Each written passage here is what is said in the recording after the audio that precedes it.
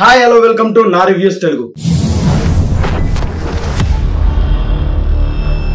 Thandel movie review. చాలా expectations ఉండేయండి. ఏం చెప్పాలి, ఎక్స్పెక్టేషన్స్ గానే ఉంటే బాగుండు. మూవీ గురించి చెప్పాలంటే నాకు మూవీ అంత పెద్దగా ఎక్కలేదు. ఓపెనింగ్ సాయి పల్లవి గారి ఎంట్రీలో ఒక ఐలో ఉండే మూవీ మెల్లగా వెళ్తూ నా అయినంతా నేలమట్టం చేసేసింది. ఏదో అక్కడక్కడ కొన్ని సీన్స్ బాగున్నాయి. సినిమా మాత్రం చాలా ఓవర్ యాక్షన్. కొంతమందికి బాగా నచ్చొచ్చు, వాళ్ళందరూ అనుకుంటారు అరే ఏం చెప్తున్నారో నువ్వు, సినిమా అంతా బాగుంది కదా, ఇది బాగుంది కదా అంటే స్టోరీ ఓకే, మంచి కాన్సెప్టే తీసుకున్నారు, కానీ ఎగ్జిక్యూషన్ లో ఫెయిల్ అయ్యారని నా అభిప్రాయం. సీరియస్ గా చెప్పండి, మీరైనా అయితే గీతే తాండేల్ భజన లేదా ఇండియా భజన, ఎందుకురా అంత భజన?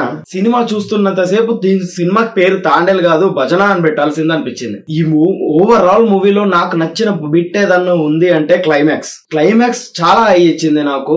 ఆ క్లైమాక్స్ లో నాగ చైతన్య గారి యాక్టింగ్ కానీ, ఆ ఏడుస్తూ ఆయన ఇచ్చిన ఎక్స్ప్రెషన్స్ కానీ బాగా కనెక్ట్ అయ్యాయి. ఆ క్లైమాక్స్ కి మూవీ అంతా కూడా బాగుండుంటే ఇంకో రేంజ్ లో ఉండేదేమో. నాగ చైతన్య గారు, సాయి పల్లవి గారు చాలా ట్రై చేశారు.